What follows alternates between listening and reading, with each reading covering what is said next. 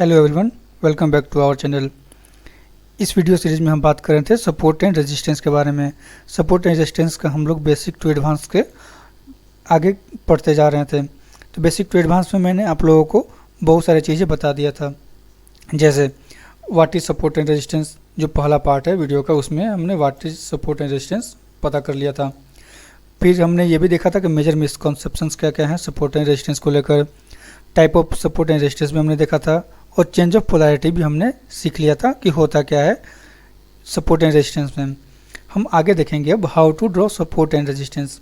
ये सारी बातें हमने तो सीख लिया, लेकिन जब तक हम लोग प्रैक्टिकल चार्ट पर ड्रॉ नहीं कर लेंगे तब तक कुछ पता नहीं चलेगा कि आखिर सपोर्ट एंड रेजिस्टेंस होता क्या है और कैसे ये काम करता है। तो चलिए आगे हम लोग शुरू करते हैं। सपोर्ट एंड रेजिस्टेंस को जो हम लोग ने पढ़ा था उसका हम थोड़ा सा प्रीव्यू देख लेते हैं कि हमने क्या क्या पढ़ा था। बेसिकली जो सपोर्ट एंड रेजिस्टेंस में मैंने आप लोग को बताया था कि वो एक चार्ट पर एक एरिया होता है जहाँ से प्राइस रिवर्स करता है। अब वो रिवर्सल टेम्प्रोरी भी हो सकता है और परमानेंटली भी। मैंने आप लोगों को ये बताया था कि जैसे कोई भी स्टॉक का प्राइस करेंटली यहाँ पर ट्रेड कर रहा है, कोई एक प्राइस है, लेट इट बी 100 रुपीज़। वहाँ से वो नीचे की तरफ मूव किया तो वहाँ पर कहीं ना कहीं उसमें फिर से बाइंग अपॉर्चुनिटी मिलेगा लोगों को, फिर वहाँ से बायर्स एक्टिव हो जाएंगे। जब बायर्स एक्टिव हो जाएंगे तो फिर यहाँ से प्राइस जो है वो रिवर्स कर जाएगा। अब ये रिवर्सल टेम्प्रोरी भी हो सकता है या फिर ये रिवर्सल परमानेंट भी हो सकता है। टेम्प्रोरी रिवर्सल किसको बोलते हैं? टेम्प्रोरी रिवर्सल जैसे कि ये यहाँ से कुछ ऊपर मूव करके और फिर उससे वो सपोर्ट को ब्रेक करके नीचे आ गया, तो ये टेम्प्रोरी रिवर्सल था जो इस पॉइंट से लेके यहाँ तक आया। और परमानेंट रिवर्सल जैसे वो 100 रुपये पर ट्रेड कर रहा है, 100 रुपये से वो नीचे की तरफ मूव किया, 80 रुपये के पास आया, और 80 रुपये से जब ये यहाँ से रिवर्स किया तो वो फिर स्टॉक का प्राइस पीछे मुड़ के देखा नहीं, यानी वो 80 रुपये के पास आया ही नहीं। तो ये हो गया ये परमानेंट रिवर्सल, यानी ये यहाँ से रिवर्स किया। फिर हम लोग ने ये भी बात किया था कि टाइप्स ऑफ सपोर्ट रेजिस्टेंस कितने होते हैं, चेंज ऑफ पोलैरिटी का भी बात हमने किया था। तो आगे देखते हैं और क्या क्या से चीज़ें हैं इसमें। तो जो बेसिकली सपोर्ट एंड रेजिस्टेंस होता है उसको हम लोग डे के हाई और लो को भी मार्क करके सपोर्ट एंड रेजिस्टेंस निकालते हैं। जैसे एक पार्टिकुलर डे का जो कैंडल का फॉर्मेशन हुआ, वो कैंडल ऐसे फॉर्म किया, एक कैंडल का बॉडी हो गया और नीचे इसके विक्स हो गए। तो जो हम लोग इसके हाई मार्क कर लेंगे और जो इसका हम लोग लो मार्क करेंगे तो वो भी एक सपोर्ट एंड रेजिस्टेंस का काम करेगा। जो हाई हो जाएगा वो रेजिस्टेंस हो जाएगा और जो लो है वो सपोर्ट का काम करेगा। अगले दिन के ट्रेडिंग में ये इम्पोर्टेंट हो जाता है कि इसका जो प्रीवियस डे का हाई है वो ब्रेक किया कि नहीं, या फिर प्रीवियस डे का जो लो है वो भी ब्रेक किया कि नहीं। हाई ब्रेक करता है तो एक अच्छा बाइंग अपॉर्चुनिटी आता है, और लो ब्रेक करता है तो एक अच्छा सेल अपॉर्चुनिटी भी हमें देखने को मिलता है। अब हम आगे ये भी देखेंगे कि बहुत सारे हमें ऐसे इंडिकेटर भी मिलेंगे जो सपोर्ट एंड रेजिस्टेंस की तरह काम करते हैं। जैसे उसमें एक एग्जांपल है 100 EMA। 100 EMA जो इंडिकेटर है वो एक सपोर्ट एंड रेजिस्टेंस का इंडिकेशन देता है कि ये स्टॉक्स या ये इंडेक्स यहाँ पर सपोर्ट ले रहा है, फिर यहाँ से ये रिवर्स कर जाएगा। तो वो भी हम लोग सीखेंगे कि आखिर वो करता कैसे है। हम प्रैक्टिकली इसको लाइव चार्ट में देखेंगे। तो चलिए चलते हैं अब हम चार्ट के ऊपर, ताकि हम प्रैक्टिकली देख सकें सपोर्ट एंड रेजिस्टेंस को ड्रॉ कैसे करते हैं।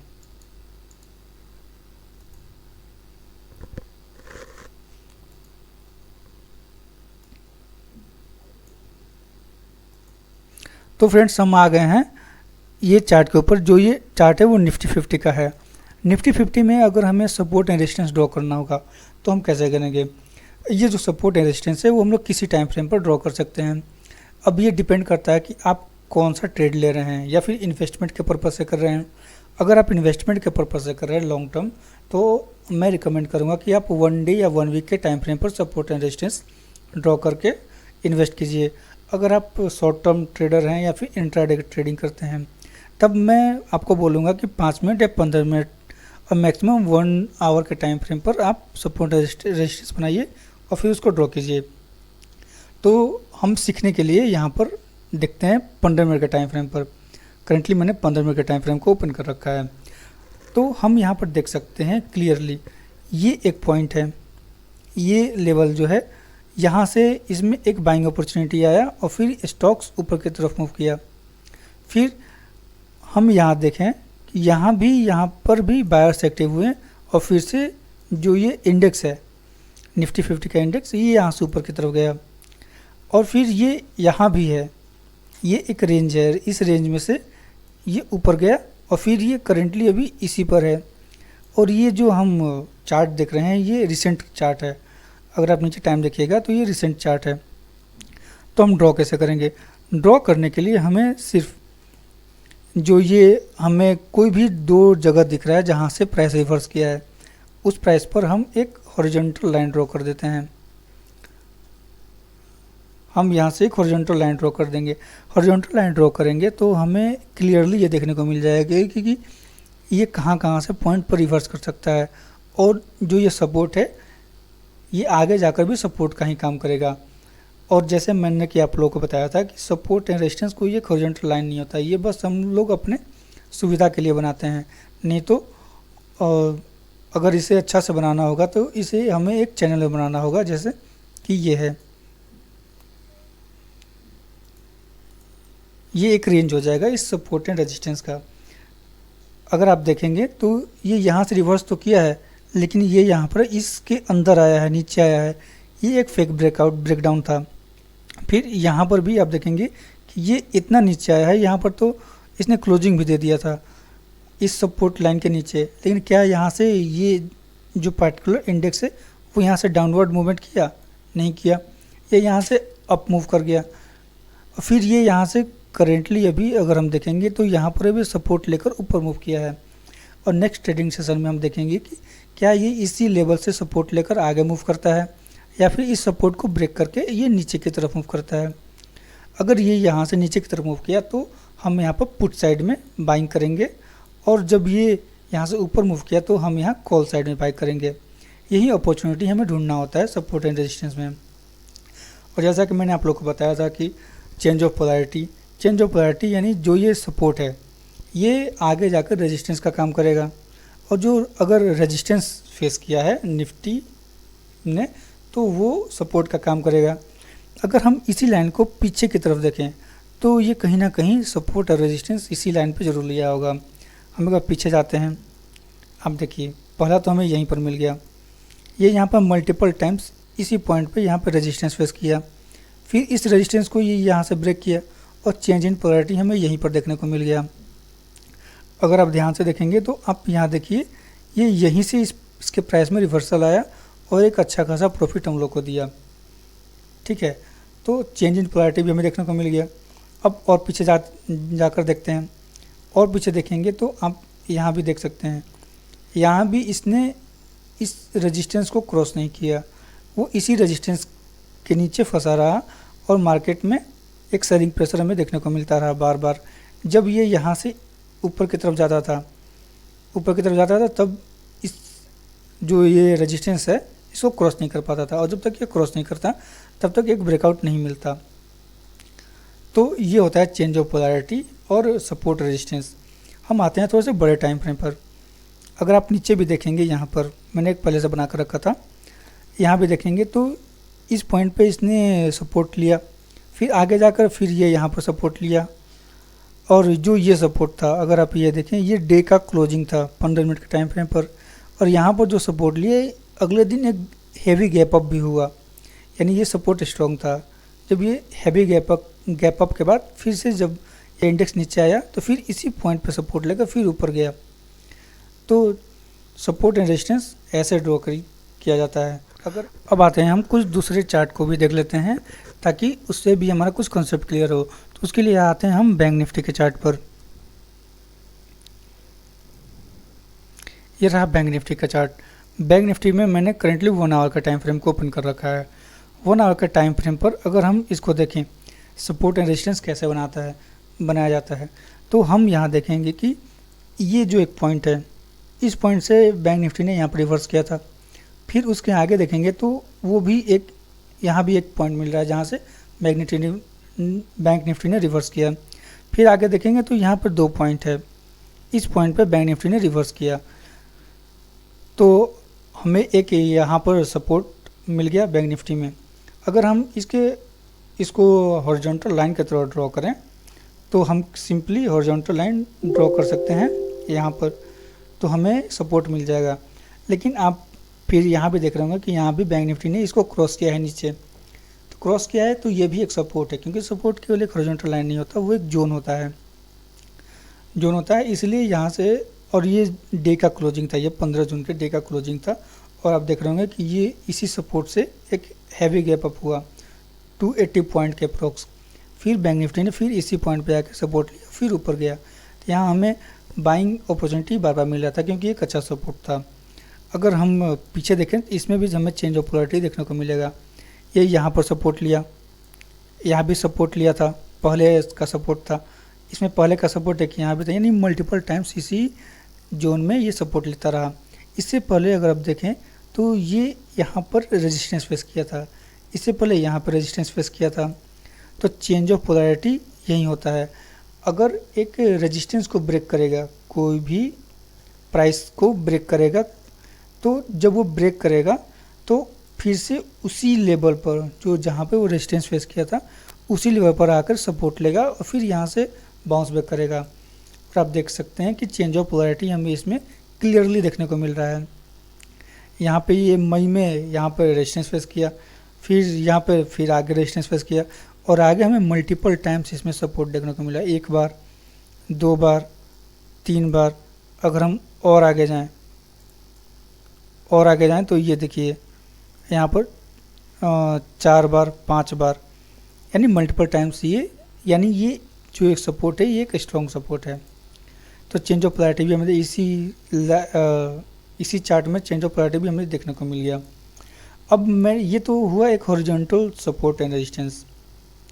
अब मैंने आप लोगों को बताया था कि सपोर्ट एंड रेजिस्टेंस एक ट्रेंडिंग सपोर्ट एंड रेजिस्टेंस भी होता है, तो ट्रेंडिंग सपोर्ट एंड रेजिस्टेंस भी हमें इसमें देखने को मिल सकता है। अगर हम एक यहाँ से इस पॉइंट से लेकर एक डाउन साइड में बनाएं तो आप देख सकते हैं कि यहाँ पर इसे ट्रेंडिंग रेजिस्टेंस फेस करते हुए, ट्रेंडिंग रेजिस्टेंस यानी ये यहाँ पे रेजिस्टेंस फेस किया, और इस रेजिस्टेंस का कारण क्या था, तो ये पॉइंट, ये लाइन यहाँ पर रेजिस्टेंस फेस किया, फिर यहाँ से मार्केट नीचे आया, फिर ऊपर गया, फिर ये जो पॉइंट है इस पॉइंट से रिवर्स किया नीचे की तरफ, फिर ये यहाँ से ऊपर की तरफ गया, फिर यहाँ पर देख सकते हैं 2 बार यहाँ पे रिजेक्शन मिला, फिर यहाँ पर, फिर वहाँ से मार्केट नीचे आया और फिर ये ऊपर गया, और यहाँ पर भी बहुत बार रेजिस्टेंस फेस किया, फिर रेजिस्टेंस का ब्रेकआउट किया और सस्टेन नहीं किया, फिर से ये नीचे आ गया।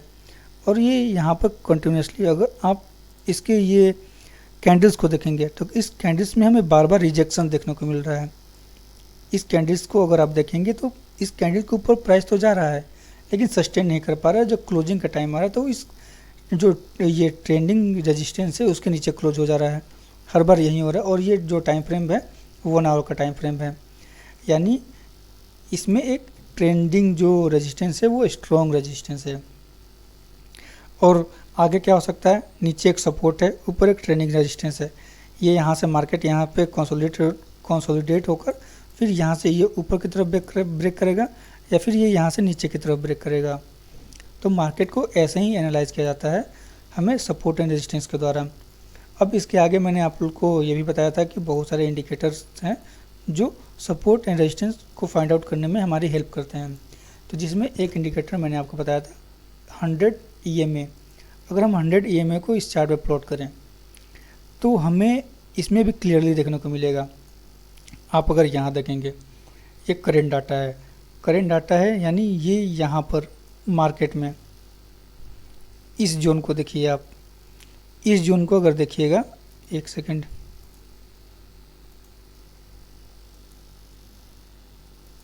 अगर आप इस जोन को यहाँ पर देखिएगा तो इस जोन में देखिए कि ये जो 100 एक्सपोनेंशियल मूविंग एवरेज है मार्केट में इसको इसके नीचे जाने से रोक रहा है। बार बार नीचे जा तो रहा है लेकिन इसको पुशबैक मिल जा रहा है और ये ऊपर जा रहा है, यानी ये जो जोन है यहाँ पे इसका एक सपोर्ट का काम कर रहा था। इसका सपोर्ट ब्रेक कब हुआ, तो इस कैंडल पर इसका ये सपोर्ट ब्रेक हुआ और ये एक हेवी डाउनफॉल हमें देखने को मिला। और जब ये यहाँ से पुल बैक किया तो इसमें भी चेंज ऑफ पोलैरिटी हमें क्लियरली देखने को मिला। चेंज ऑफ पोलैरिटी क्या, तो पहले इधर ये सपोर्ट का काम किया था 100 मूविंग एवरेज, मल्टीपल टाइम्स आप देख सकते हैं। जब ये सपोर्ट था मूविंग एवरेज, तब बाद में जाकर ये रेजिस्टेंस बन गया। यहाँ पर रेजिस्टेंस फेस किया, यहाँ पर भी ब्रेकआउट दिया लेकिन सस्टेन नहीं किया, और फिर यहाँ से 100 मूविंग एवरेज के नीचे आ गया, यानी ये रेजिस्टेंस बन गया था इसका। अभी हम पीछे देखते हैं कि क्या ये अच्छा से सपोर्ट और रेजिस्टेंस बताने में काम करता है कि नहीं। तो आप यहाँ देखिए इस पॉइंट पर भी बैंक निफ्टी ने यहाँ पे सपोर्ट लिया, फिर अगले दिन आवली टाइम फ्रेम पर देख सकते हैं ये एक हैवी गैप अप, फिर यहाँ पर भी सपोर्ट लिया। तो जो ये 100 एक्सपोनेंशियल मूविंग एवरेज है ये सपोर्ट का काम किया यहाँ पर। इससे पहले देखिए जब भी प्राइस इसके ऊपर है तब ये सपोर्ट का काम करते हुए जा रहा है, और इससे हमें ट्रेंड का भी पता चल रहा है। ट्रेंड यानी मार्केट अप ट्रेंड में है। और यहाँ पर देखिए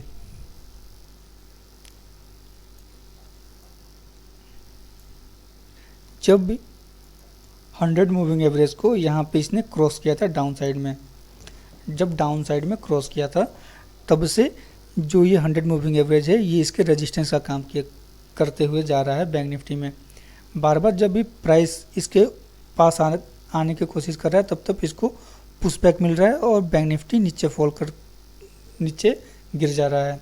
फिर ये ऊपर जा रहा है, फिर यहाँ पर कंसोलिडेट हुआ, इसके ऊपर मतलब रुकने का कोशिश किया, सपोर्ट बनाने का कोशिश किया, लेकिन अच्छा सपोर्ट नहीं मिला, और फिर हमें यहाँ से अच्छा फॉल मिला। फिर ये मतलब कहने का मतलब ये है कि जो 100 एक्सपोनेंशियल मूविंग एवरेज है हमें एक सपोर्ट एंड रेजिस्टेंस को दिखाने में या फाइंड आउट करने में अच्छा हेल्प करता है। आप इसे क्लियरली देख के समझ रहे होंगे। और ये कि यहाँ पे एक ट्रेंडिंग रेजिस्टेंस भी मिल सकता है। बार बार प्राइस इसी लेवल पर आकर यहाँ से नीचे जाता था, फिर ऊपर जाता था, फिर यहाँ पर रेजिस्टेंस फेस करता था, फिर नीचे आ जाता था, फिर यहाँ रेजिस्टेंस फेस किया, फिर नीचे आ गया। तो हमें एक इसमें ट्रेंडिंग रेजिस्टेंस भी मिल जा रहा था। तो गाइज आप समझ गए होंगे कि सपोर्ट एंड रेजिस्टेंस कैसे ड्रॉ करते हैं, और जो इंडिकेटर की हेल्प से हम लोग कैसे फाइंड आउट कर सकते हैं सपोर्ट एंड रेजिस्टेंस। तो सपोर्ट एंड रेजिस्टेंस के इस सेकेंड पार्ट में बस इतना ही। मिलते हैं हम नेक्स्ट वीडियो में। Please do like, subscribe and share my video. अगर आपको कुछ डाउट होगा तो आप कमेंट सेक्शन में पूछ सकते हैं, या फिर अगर आपको कोई शेयर मार्केट से रिलेटेड कोई नया वीडियो चाहिए किसी दूसरे टॉपिक पर तो भी आप कमेंट करके हमें बता दीजिए, मैं उस टॉपिक के रिलेटेड एक वीडियो बना दूंगा। Thank you.